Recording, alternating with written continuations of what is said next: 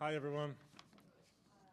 Good to be with you this morning. I was a little worried in Stephen's prayer that he was going to say, we're grateful for being here with all the professors whom we hold dear and also Tony Baker. If I'd only thought. So glad that it didn't end that way. Thanks for being here. Thanks for coming. Hi, Lisa. Thanks for coming to this session.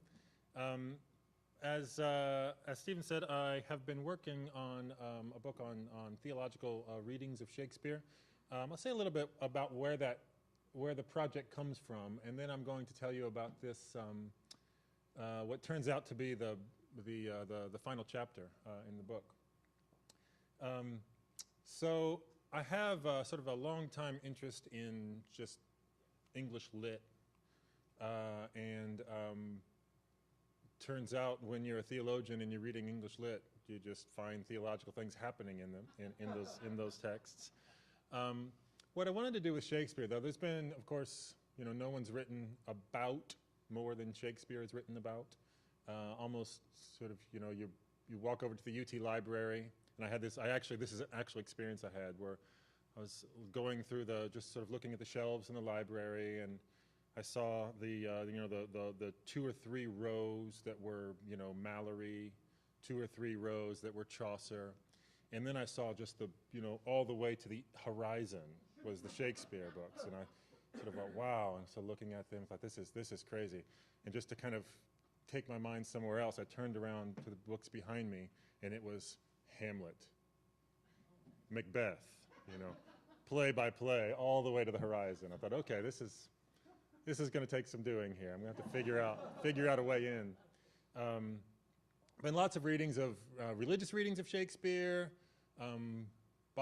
commentaries on what his own religious persuasions were, his relationship to the Catholic Church, the Anglican Church, relationship to the Puritans. He's writing in the midst of this real hotbed of English political and religious rhetoric, and he gives us hardly any clues in his plays, and so that is all the more reason that people want to get in and say, hey, there's a mystery here, let's sort it. There have been overtly theological readings of Shakespeare that have read for one of the sort of pithy critical lines about an early 20th century sort of theological reader of Shakespeare was that he found a Christ figure on every other page in Shakespeare. Oh, there's one, got another one, he's actually the scholar is actually a very keen reader, but he sort of has been sort of ridiculed for that sort of overt, discovery of theology every place he turned. What I wanted to do was something different. What I wanted to do, I am approaching this task as a theologian who has theological questions. My questions are not primarily what's the deal with Shakespeare, but what's the deal with God and all the related questions to that. Well, that's what I'm trying to work out, I almost got it the other day, and then there's something shiny was. My instinct going into this was that if I had, that with a big theological, with big sort of theological questions, and specifically about the relationship of divine action and human action, where grace and human agency meet, these kinds of questions, that with someone like Shakespeare, who, as we all know, sort of developed this rich, landscape of what it means to be human, this sort of rich array of human personalities and characters, and one of the things that he does is he takes the old forms of the play and fills them with such rich characters that it sort of blows the play up, and you've got something brand new happening.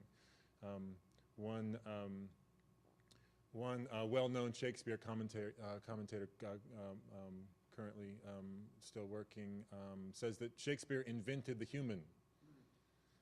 Not that there weren't humans before Shakespeare, but what we mean when we say the word human means something to do with what we've inherited from all those rich characters of Shakespeare. So my instinct going in was, if all that's going on, then it wouldn't necessarily have to be the case that he gave us this rich understanding of what it means to be human and told us nothing at all about what it means to be human before God. So I kind of went in with that big question. I wonder what he might tell me if I asked what his complex human stories have to tell us about what it means to be a human before God. So I kind of dove in with that in mind, and what I began to see was there's almost a kind of overt, intentional move to take God off of the stage in these plays. He's equal opportunity, making fun of Puritans, Catholics, Anglicans, everybody gets a little bit. And yet, when he comes around to his big storylines, they're all about grace, redemption, reconciliation. They're peppered with theological language, but never anything like a kind of thin veneer for Christian doctrine. These plays are not teaching you what about Christian doctrine. This is not a play about the incarnation, but the incarnation is going to be sort of happening throughout this play that's about something else. So I'm calling the book The Unstaged God, Theological Intrigue in Shakespeare's Plays, I think is the working subtitle. So I'm working through the various genres, saying, okay, how does it happen here? How does something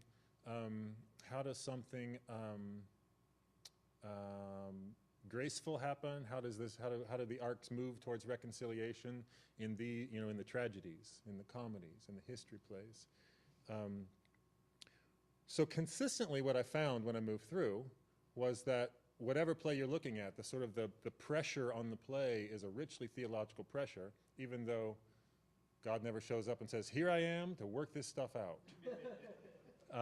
And it's all the more theologically interesting for that, The plays that do something, if you've ever seen this sort of the old language about the Deus ex machina, that's when a play gets kind of like, oh well, I guess you got yourself in a bind. You couldn't work your characters couldn't work it out, so you had to lower God from the ceiling by chains, and you're like, okay, I've got this. There's one time when that happens in a Shakespeare play, and it's almost a joke. I mean, you can sort of see that this is a joke. Like, Jupiter comes down on a big eagle, at the end, and he stands there, and they say, "Fix this for us, Jupiter." He goes, "Seriously, you called me to fix this? You can't take care of this yourself? Here, just, you think about this, and you work on that. I'm going back up." And there he goes. Like, God comes by machine and doesn't really fix anything.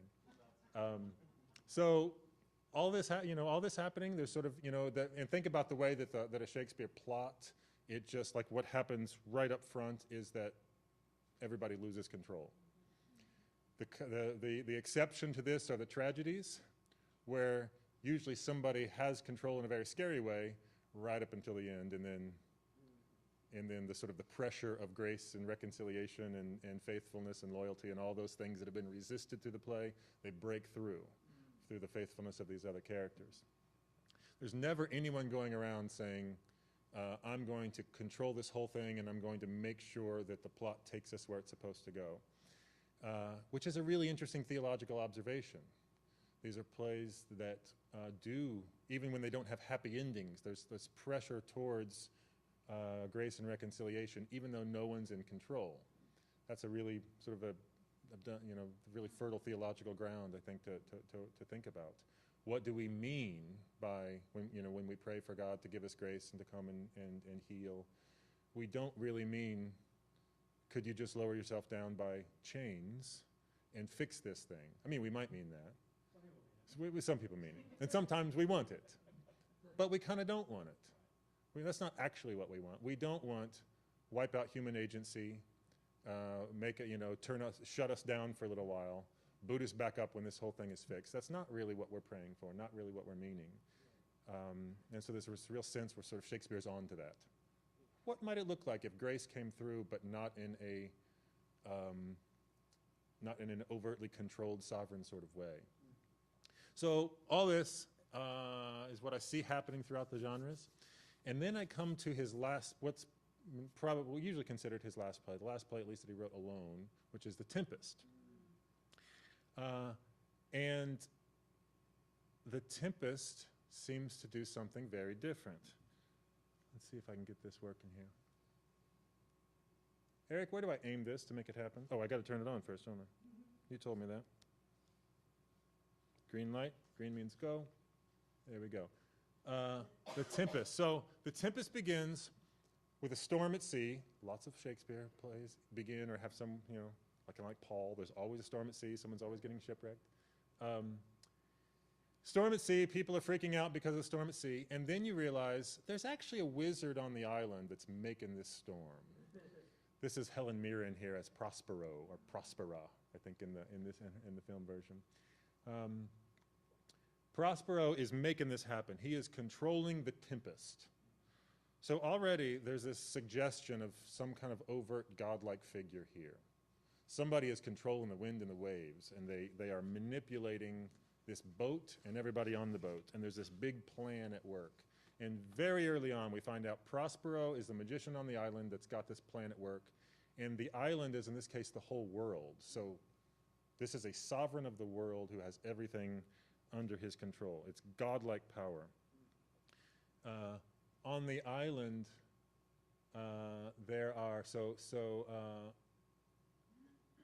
on the island there are several kinds of characters, several kinds of figures who either were there at the beginning or who come on that ship that ends up wrecking.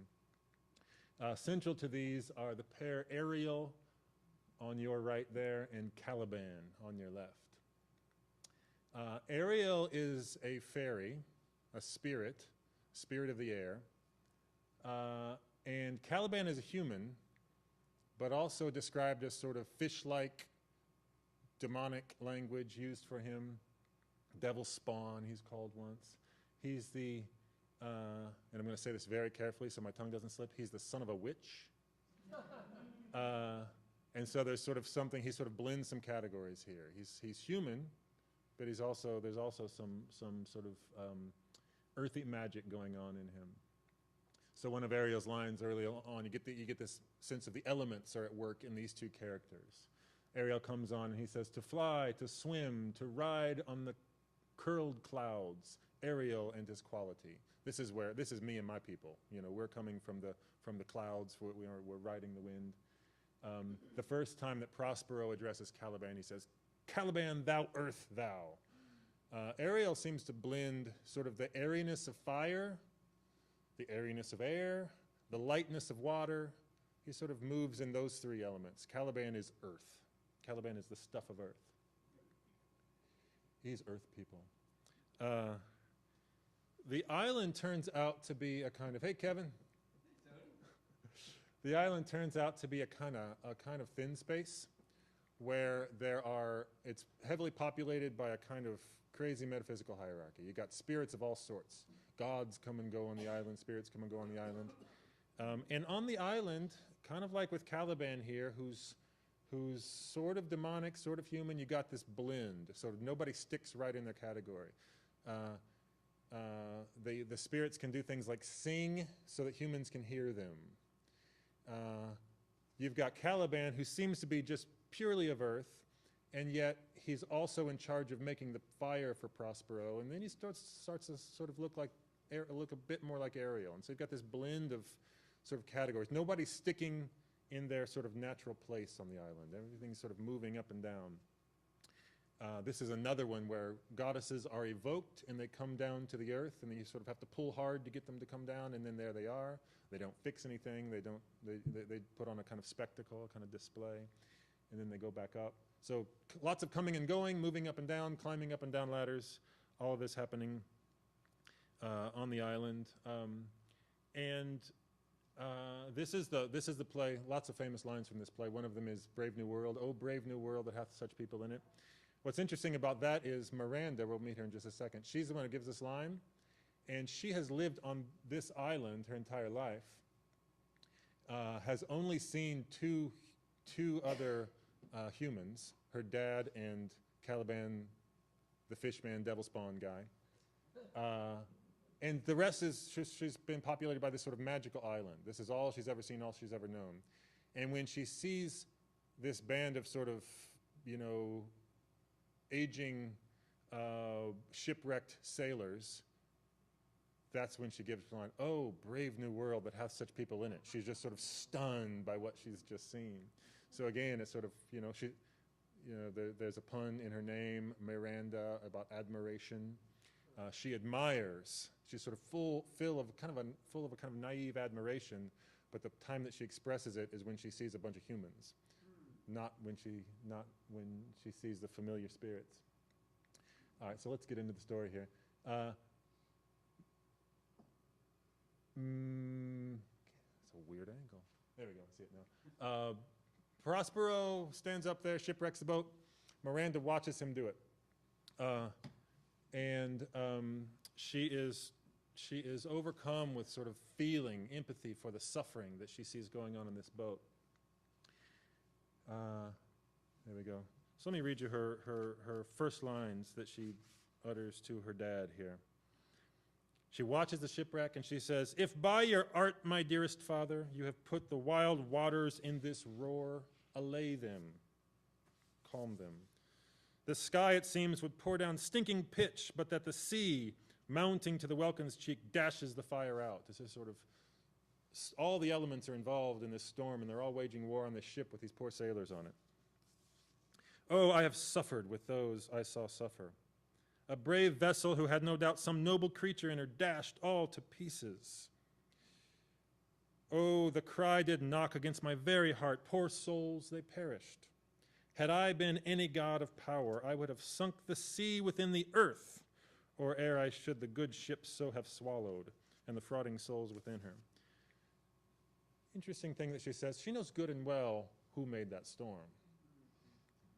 She's not just ranting for anyone to hear. She's telling her dad, had I been a god of any power, I would have sunk the sea in the earth rather than sunk that boat full of poor souls in the sea. She's letting him have it here. Oh, you think that's power? Had I been a god of power, here's what I would have done. It's an interesting hook that comes back around at the end of the play. So we'll visit it again. Now, what Prospero tells her is, don't worry. Actually, no one was hurt. Scared him real bad, shipwrecked him, but I brought them all to the shores. And in fact, he had Ariel bring them all to the shore, and they put them in different landing parties on different sides of the island. So there's your setup for the play, right? Everybody's landed in different spots, and we're going to go visit what's happening with these landing parties all around the island.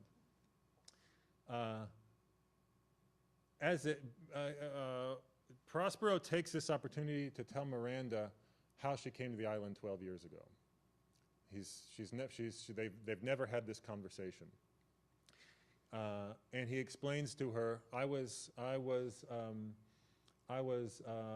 duke, and my brother worked for me, and I loved my books and I loved to study, and so I let him take care of the governance, and he got ideas about how he might use that against me.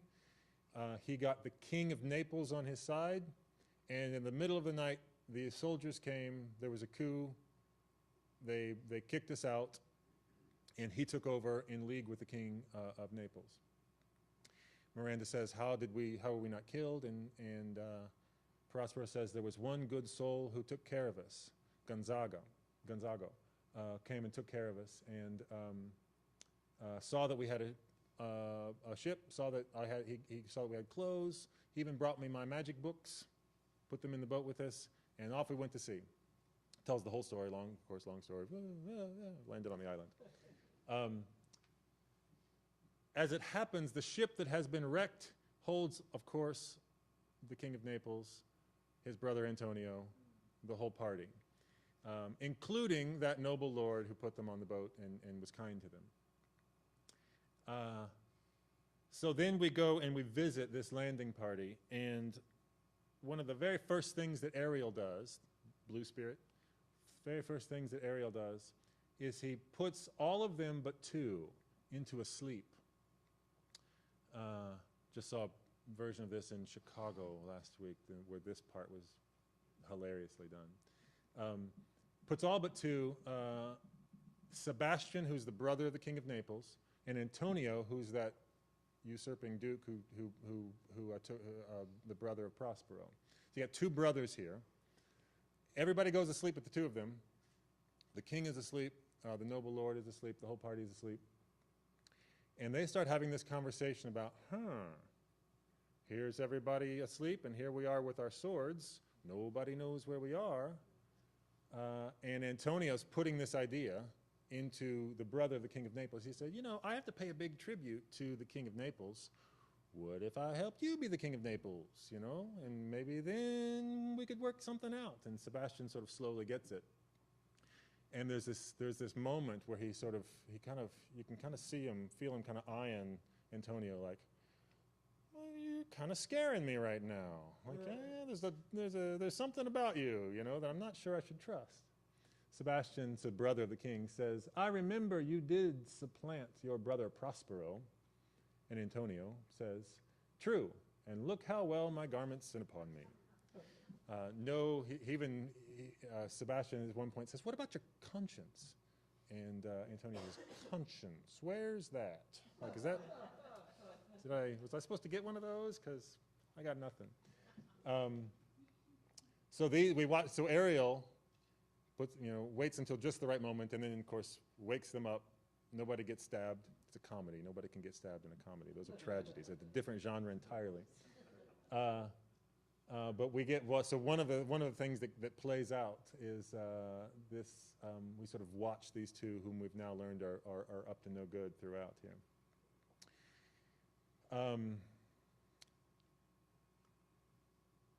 We get another landing party. Trinculo, the king's fool, king of Naples' fool, and his drunken butler, because there's got to be a drunken butler. And they meet, and there's a sort of a whole comic storyline that they go through with Caliban, earthy, fish-smelling, demon-spawned dude. As it begins to unfold, you realize, along with sort of being comic relief in a comedy, there's a kind of parody going on here of the rule of Prospero with his magic book. So the drunken butler brings his flask because he has saved all the whiskey from the boat. So he's good, He's got everything he needs. And he gives Caliban a drink of the flask. And Caliban is transported into other realms. This changes everything. He begins to refer to the butler as God. He becomes the God, and the drunken butler and Trinculo the fool begin to refer to the flask as the book. And so they'll say, "Here, Caliban, kiss the book," and Caliban kisses the book. And they'll pair this up with Prospero's magic book, which is how he controls the island. And so now you've got a new god of the island who's controlling the spirits of the island with a new book. And he wants to rule. He wants to become sovereign. And he lays plans for how I will rule this island. And you will be, monster. What does he call him?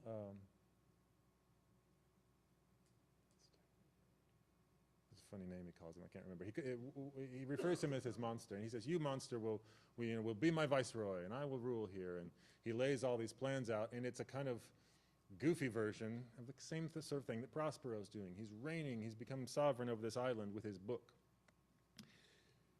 It goes a bit dark here in a minute. We'll come back to it. So here's Patrick Stewart doing Prospero, and right after you hear about, the plans for the fools to become kings of the island, you hear Prospero going on this big sort of tirade about how powerful he is. Graves at my command have waked their sleepers, oped, and led them forth by my so potent art. He just lists all the ways that his power has controlled everything. An interesting thing happens. It doesn't matter whether you're seeing a movie version, a play version, who's putting it on, what they're doing, what creative moves they're making. Every time you see the play, you start to sort of turn against Prospero at some point. You start to, wait a minute, when you told that whole story about the shipwreck and the little 3-year-old girl you were taking with you, we were right there with you. But now you're creeping us out a little bit.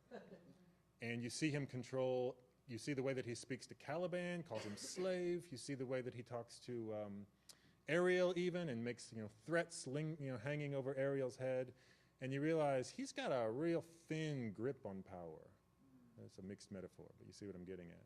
He's not quite, he seems like, yeah, look, I hold up my staff and the wind and the waves overpower the boat, But he's just barely holding on to this thing, and there's always a sort of rebellion lurking on the island right under the surface,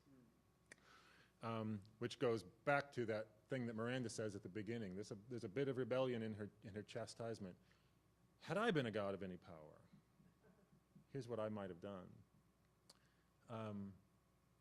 So you've got Prospero's whole plan seems to be to manipulate a scene of reconciliation. He's going to bring his brother back around, bring his betrayers back around. They're going to feel despair. They're going to feel pain. They're going to feel confusion. They're going to feel lost. And then he's going to say, and here I am, you thought I was dead. Ta-da! He's as the play develops, he's sort of drunk with this possibility. Oh, it's coming, I can feel it.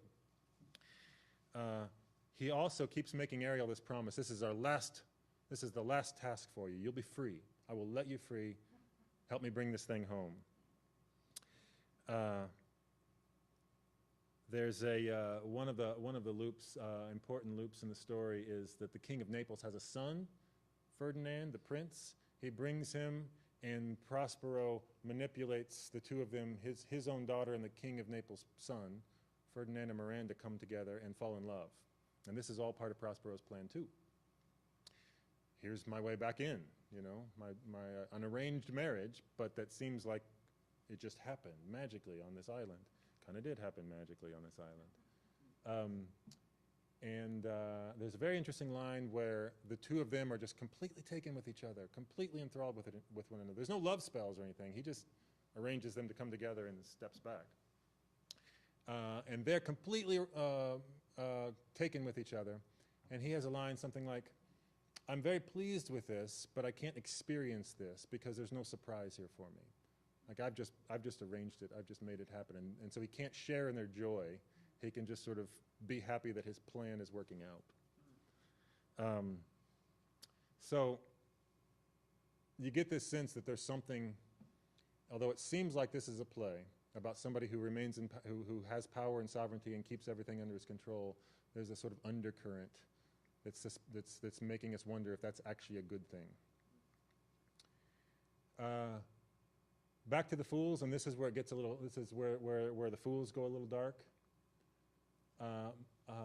Caliban says, here's what to do. You go take his book from him, and then you just like stab him. You just kill him. And if you kill him, you can usurp. So you see a replay of the old story. Here's how to usurp the king of the throne from the king of the island. What you do is you get his books away from him. You got to take his book. You got to take his book, and then you kill him. And they decide that they will follow through on this plan. Monster, I will kill this man. His daughter, I will be king. His daughter and I left a word out, didn't I? His daughter and I will be king and queen. Save our graces, and Trinculo and thyself shall be viceroys. This is the big plan. Here again, you get a kind of blending of levels of existence. So, monster, I will kill this man, and yet Caliban himself is a man, and we've started to wonder whether there might not be something a bit monstrous about Prospero. So, monster, I will kill this man, kind of also, man, I will kill this monster. Both playing back and forth there. Then we come to Ariel's great moment. Ariel has arranged everything, has everybody where they belong, has brought the king and the King's Landing party into the center of the island and put them in a kind of confusion so that they seem to be mad. Even that old servant who was so good to them back 12 years ago is in deep suffering and heartbroken and confused and is sort of falling apart. And Prospero gathers Ariel and says, so tell me, how's it going? And here's Ariel's report.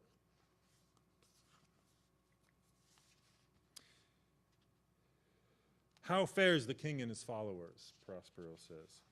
Confined together, Ariel says, in the same fashion as you gave in charge, just as you left them, all prisoners, sir, in the lime grove which weather fins your cell. They cannot budge till your release.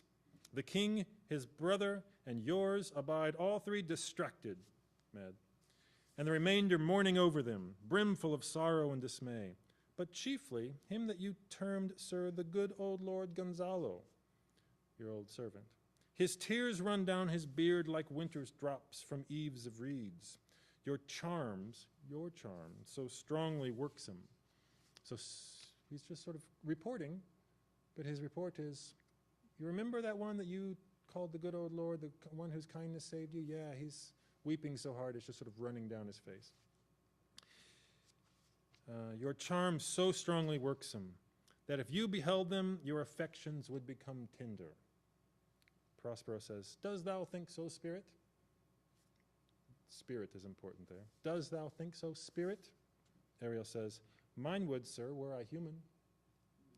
And this is the moment of catharsis for Prospero. In the one that I just saw acted, sort of a long pause, and he just sits down on a tree stump and lets that sink in. The Spirit has recognized something about humanity that the human has forgotten. The human turned monster because he'd forgotten something about his humanity. The Spirit has to call him back to it. So here's the sort of the payoff of all those blending levels of hierarchy. Mine were, sir, were I human. Now remember what Miranda said back at the very beginning. Yeah, we saw that. Miranda back at the very beginning said, had I been a god of any power, I would have sunk the sea within the earth, or ere it should the good ship so have swallowed. Miranda started this whole thing by saying, a god may actually be someone who shows mercy rather than shows power and sovereignty. Ariel ends the whole thing by saying, that may be also what a human does. That may be also what it may be that's our last blending of hierarchy here. That a god being a god and a human being a human, it may be the same kind of pattern. It may be that the real pattern is to show mercy rather than to show yourself in absolute control of the world. To be sovereign may always be in some sense to refuse sovereignty. The last blending of the hierarchy is in some ways the most dizzying. We've heard all about nobody stays in place, everybody's moving up and down. You're not sure who's who. You're not sure whether any of these things are real. This is also sometimes considered Shakespeare's farewell to the stage, because at one point Prospero comes out and says, our revels now have ended. And it sounds like he's saying goodbye. At least that's the way people have read it. And so then you think, well, what's that a commentary on? Is this, is everything, everything will pass away, everything is theatrics? He tells Ariel, okay, Ariel, you've done this, you've gone above and beyond, you've brought me back to myself, I break my staff, I drown my magic book, I invite, he forgives his brother, but his brother never responds to this, has no words back. This is like a reconciliation scene that breaks down. There's no, I forgive you, there's no kind of moment of, yeah, I was just going to ask you about that. It's silence. There's silence from his brother. And this is very interesting to see how directors choose to act this one out. But he's turned away from his magic. He can't control that anymore. So he makes his, here's what I have to say. I have to say, I forgive you for what you did. And I can no longer make you do or say or act as I want you to. That's on you. That's me giving up my power. And so this moment, this powerful moment of forgiveness itself becomes a moment of the giving up of power. Then he turns to Ariel and says, okay, one more job for you, and then you're free. Your final job, be the wind in our sails, blow us back to Naples. We're heading home. Then everyone leaves the stage. One of the most poignant and arresting bits of poetry in all of the plays. Everyone leaves the stage, and Prospero, if you don't expect it, it's completely disorienting. He walks out to the front of the stage and starts talking to us. And he says, now my charms are all o'erthrown, and what strength I have is mine own, which is most faint. Now 'tis true I must be here confined by you, talking to us, or sent to Naples. Let me not, since I have my dukedom got and pardoned the deceiver, dwell in this bare island by your spell. But release me from my bands with the help of your good hands. He's asking for applause, right? Release me, but he's saying, if you don't, I'm stuck here on this island. And he's putting it in our hands. He's once again giving up power. Release me from my bands with the help of your good hands. Gentle breath of yours my sails must fill, or else my project fails, which was to please. Now I want, lack, want in the 23rd Psalm way. Now I want spirits to enforce, art to enchant, and my ending is despair, unless I be relieved by prayer, which pierces so that it assaults mercy itself and frees all faults. As you from crimes would pardoned be, let your indulgence set me free. Prospero exits. End of play. Lots of things interesting about that, but the one I want to point to is he's just turned to Ariel and said, one more job for you, Ariel. Be the wind in my sails. And then he comes out and he turns to us and he says, okay, here's what I need from you. I need you to be the wind in my sails. I need your clapping to create the breath that will blow me off this island. Gentle breath of yours, my sails must fill, or else my project fails. It's as if right here at the end we realize we've kind of been Ariel all along. We're sort of gathered into this thing, and it's sort of all along he's been referring to Ariel as a kind of airy nothingness, but who's filled with this powerful agency. And here at the last, he gives that to us. Now here is your role here. Here's your role in this. So the last blending of the hierarchy is the knocking down of the fourth wall, right? Isn't that how that goes? Yeah. The invitation to the crowd to be the final act by their clapping, to be the final act by their cheering. So what am I doing with all this? I'm not again reading this as a kind of allegory, as a kind of doctrine of God. I don't think this is Shakespeare saying, here's what I think about God. Imagine there's an island. I don't think that's what he's doing. But I think it is something like an allegory of grace, something like asking the question, what do we hope, what do we expect, what do we want when we ask for divine grace to bring an end to to bring healing to an impossible situation? This is an impossible situation, and this is a kind of prayer for grace. But the grace does not come through either by overt human control or by overt divine control. It comes about through a kind of presence that gives that control up, that the project here is surrender. It's a very interesting way to think not only about what it means to be humans who are trying to live in a world and be channels of grace, but to even think about the way that God approaches us in the world. God does not approach us by forcing moments of reconciliation on us and suddenly we wake up and we've been forgiven or we've forgiven others. We're brought to these moments, and in those moments we find the possibility of forgiveness is sort of there, has come about through a series of accidents and mistakes and missteps. Good luck, bad luck, it's all sort of brought us to the center of this island where now grace is a possibility that wasn't there before. There's no God moment, there's no God character. So I'm reading this play in particular, this final play, as a kind of commentary on all of the plays. If you were to say to Shakespeare, why don't you have a kind of God voice in your plays that makes them go where they want? He says, well, let's try it and see what happens. And so he writes the Tempest. And at the end, the only way out of the storm is to have the magician break his staff and drown his book and offer a kind of grace with no control over whether it's returned to him. And then turn to the rest of us and say, applaud this if you can. This is what I got. This is my piece. If it's a complete disaster, then I've answered nothing and I'm going to be stuck on this island with no way home. But if you can, if what I've done here resonates with you and the way you hope that God will show up, the way that you hope grace will happen in the world, then let your indulgence set me free. So that's what I'm doing with Shakespeare.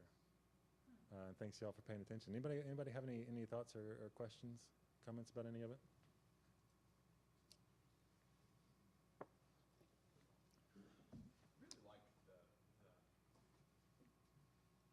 I like the way you're approaching the question, Mm. and I really think there's something. I really think there's something important in those questions around what does it mean for God to sort of give us this space without Yeah. scripting an ending. Yeah. I mean, whereas we live in this place where Sorry, I'm making you dizzy. I'm it's trying to get to the theology. big Yeah, I picture mean, I here. don't know. Stop! I may vomit. One more. There we go. That's what I wanted. There may have been an easier way to get there. Sorry, go ahead. I'm not sure. Because part of our theological story is that we think we know the end of the story. Yeah. But the problem is we have no real concept of how we get there. Mm-hmm. You Yeah. know, and so what does it mean for us to be in a place where God has given us this ability Yeah. to forgive and to forgive others, but yet not really this real tight script about how that works. Yeah. So I think So, think about the way that Shakespeare invented the human. That line. One of the things that people recognize that he did was he gave his characters this amazing agency, almost lost control of them. So one of the observations is he takes a character, the character Falstaff, who's in some of the history plays. He takes this character who seems to start as maybe either as a kind of parody of a Puritan, borrowed from other plays, or a kind of what they would call the Lord of Misrule, a kind of funny demon character from the old mystery plays.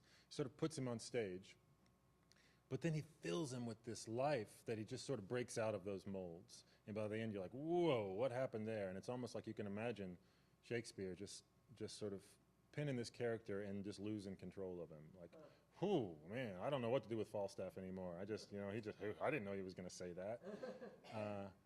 And that again, it's like we might, a lot of commentators will read that stuff and say, well, that's why there can't be any theology going on, because the anthropology is just loaded. There's too much. And of course, anyone who's had any basic Christology will say, wait a second, why does the more human mean the less God? I don't think it has to mean that. What if it doesn't here? What if the more human agency, the more human freedom, the more sort of out of control humans doing the things that humans do, what if those are the sort of the brilliant moments that we look for something divine happening in the play? Yeah, Lisa? It just makes me think of the difference between Christian movies or books and non-Christian movies. And how people can say, all this, what's wrong with the world? We don't see God working, in these movies. Yeah. How often does God come down to you? Because nobody said, I'm God and I'm working, Exactly. Yeah. Get out of the way. You just stop. And that's why so much of the Christian movies, they're so unbearable. Mm-hmm. As literature or as Yeah. film. Right. Yeah, because you gotta turn the human down to 4 so you can turn the God up to 10. Or 11, as it happens, yeah. Even the agency of the audience at the end of the play is composed of the power at the beginning of Prospero, but it's fragile. Yeah. And then at the end, it doesn't get turned upside down, but like you said, the hierarchy is Yeah, it even kind of not just collapses. the characters, but the audience, which is Yeah, yeah, it's great. yeah. Like a lot of my colleagues here that will be preaching this coming Sunday, my mind hearing you talk was going to the Hebrew Bible from Job, and the way in which God's agency through Satan, that power was used in a really overt Yeah. way to manipulate things. Such a different kind of. It's a different kind of power, yeah. This kind of way Yeah. in which God works into the world. Mm-hmm. The contrast is Yeah. interesting. Yeah, that's great. There's a great bit in Augustine where he says, if the devil works by a kind of power that takes the place of justice, then what Christ does when he comes is he has to put power second to justice. So he comes and works the power of the resurrection is only one that will follow the sort of upheaval of justice that happens on the cross, and he can't do it. He's not going to do it the other way around. So it's sort of God answers, pure, radical sovereignty with a kind of quiet seeking of justice and righting of the order, and that's the way that the power actually comes through. Eric, you had something? Yeah, well, so I'm just curious, I don't know if this may not be exactly the right characterization, but like, you could almost say that sort of grace is almost an additional character. Mm. And so I'm curious about... Yeah, that's good. I like that. I like that. I'm just curious about how you would apply that to the tragedies, Mm-hmm. like how do you find that in something like Titus Andronicus, where it's just a bloodbath and everybody Yeah, dies? that's a rough one. Yeah. Yeah. T.S. Eliot's solution to that was you find it by not reading Titus Andronicus. Yeah. Never eat pie again. Yeah, or like maybe that's not a great No, yeah. Like, It's a tough one though. So what he does in the tragedies is he refuses happy endings. yeah. When you get into kind of the great tragedies, Othello, Macbeth, Hamlet, and King Lear, you get a kind of refusal of a happy ending that, again, there's a kind of agency of the audience there. There's an old legend about a old performance of Othello, where Othello is on his way. It's this terrible, terrible scene where he's on his way into the room to strangle his wife, and the audience knows exactly what's going on, and they know that he's been tricked into thinking that she's unfaithful, and everything she says has been honest, and everything that he's heard from Iago has been a lie. But it's been so cleverly manipulated. We've sort of felt the pain of this thing happening. We see it coming, and the old legend is that right as he was going in, somebody stood up and just goes, "She didn't do it." But you feel that, and that's the part of that human agency. This is not an easy tragedy. This is a tragedy that's going to put it on you and continually say, "Do you feel what's going on here? Are you just about to come apart because you know where this is going and you can't stop it?" There's a kind of, what if you could? What if there was an agency that could come in and say, "Hold on, too rough, too bad. This storyline's no good. I'm putting a stop to it. Othello, you idiot. She didn't do it. Now, clean it up. I'm going." Again, that sort of, is that what we want? Is that what we're praying for? We want that kind of divine intervention to come in and from off stage and be like, "Stop."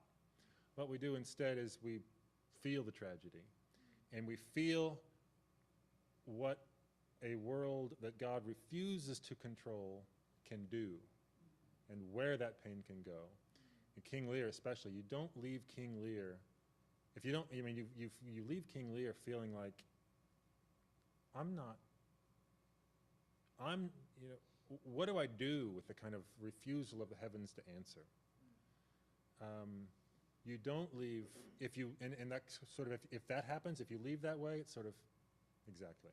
What do you do with that? What do you do with the fact that everything we were sort of praying for through this play doesn't happen?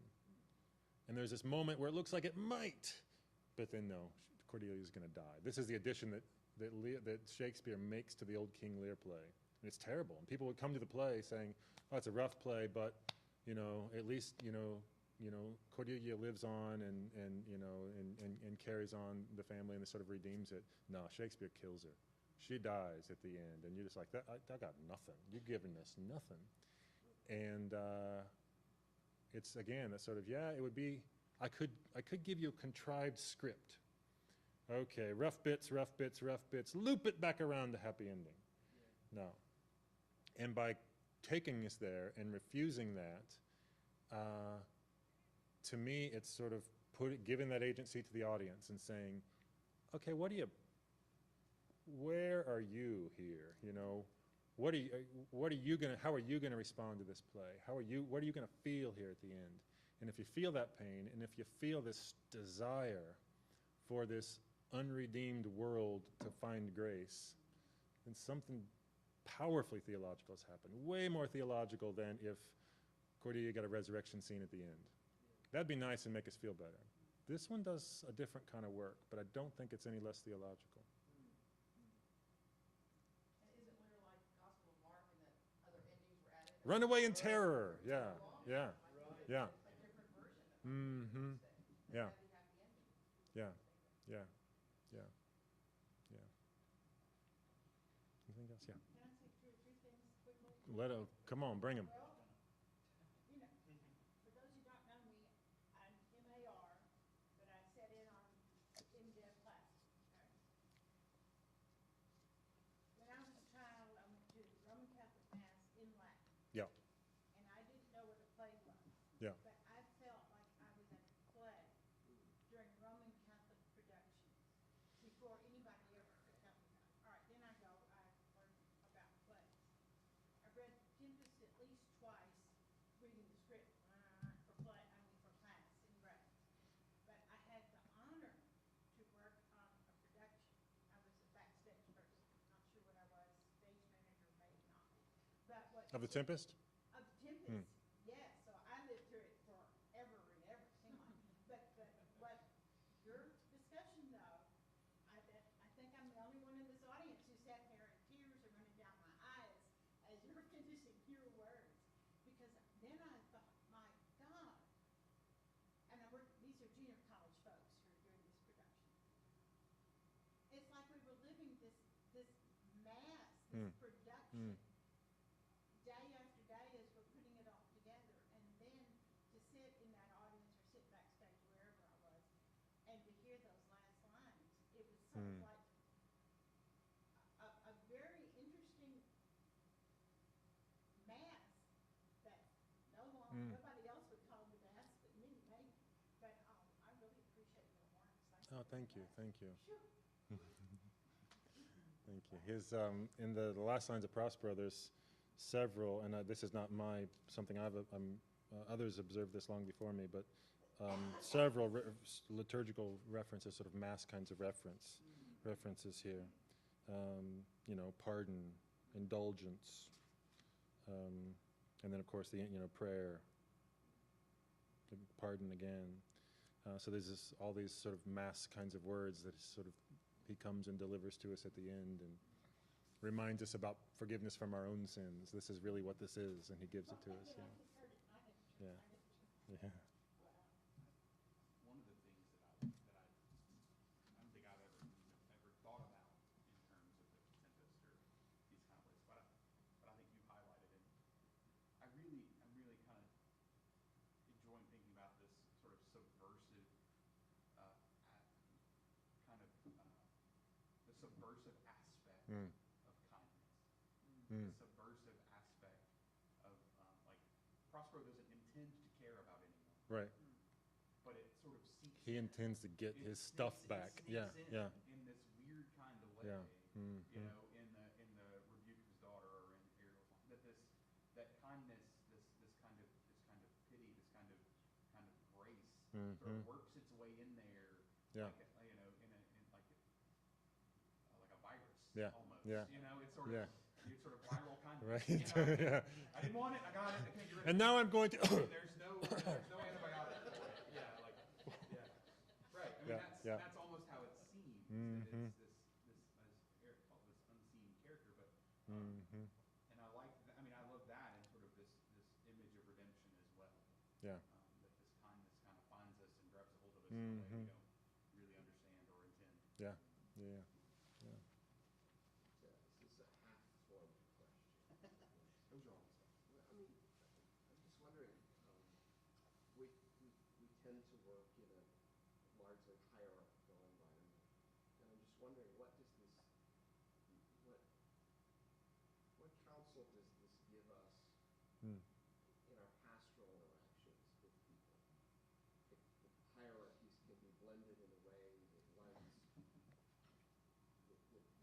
as a footing for grace and mercy, and yet the fact that we can participate in this grace and mercy sort of depends on this hierarchy Mm-hmm. that we've built to sustain it. Yeah, I mean, yeah. it's ecology. Mm-hmm. How does that make us a better place? Yeah, yeah. To me, what's way more interesting than attempts to collapse a hierarchy, which is always going to end up in some sort of new hierarchy, or some sort of pretense that there's no hierarchy when there actually is, and we all know it. What's more interesting are naming and inviting all of the ways that the gospel works those temporary subversions within the hierarchy, such as the moment in a say a pastoral counseling meeting when the relationship suddenly, the grace comes the other direction, and sort of you've received a gift, and you were the one, the hierarchical relationship that's provided here is you come to me and I have grace to give to you, and something weird just happened. And I think looking for those and naming those and even expecting those, going in saying, here's what we mean by a relationship that locates power where this one does. And here's what we don't mean. We don't mean that I'm insulating myself from any vulnerability to you. There are boundaries to the way that vulnerability plays out, of course. And we pay attention to those. But we also look for surprising, unexpected ways that suddenly I'm going to receive when I thought I was here the one giving. It happens all the time. Yeah. Yeah. Mm-hmm. Well, and that's what I meant about being part of the production. Hmm. I mean, whoever thinks that a production is also, just like that one-on-one situation that we were talking about, grace gets reversed. Yeah. Yeah. I Yeah. think I was very lucky to have that experience. You're like, I'm just here as a stage manager. Right, yeah, right. And all this other Yeah. stuff happens, whoa. Mm-hmm. But I also noticed it once when I was teaching youngsters. We did the Velveteen Rabbit, Mm. and I talked to my three major characters in my living room, not on stage, not in the theater. And I talked about the redemption that was in that play, that we weren't just doing the play for children, that we were doing it for the parents Oh, yeah. who were reading the play, and then for the grandparents who read the play to the children. And I felt that same kind of thing that was going on was working with those children that I was working with. Yeah. But it was much bigger. Oh, sure. You've got a powerful, multi-dimensional word like real. It can play out to all kinds of people in the audience. Yeah, yeah. I got to do a small part in a production of Macbeth a few years ago here in town. And a similar thing where I would try to make sure I could slip into the back of the theater every night before he gave his tomorrow and tomorrow and tomorrow speech, because it was just so powerful every time. And he'd do it differently every time. So it was a different experience for the audience every time. Yeah, amazing.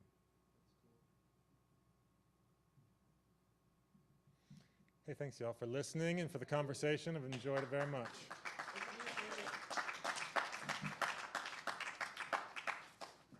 Thank you, Tony. Yep.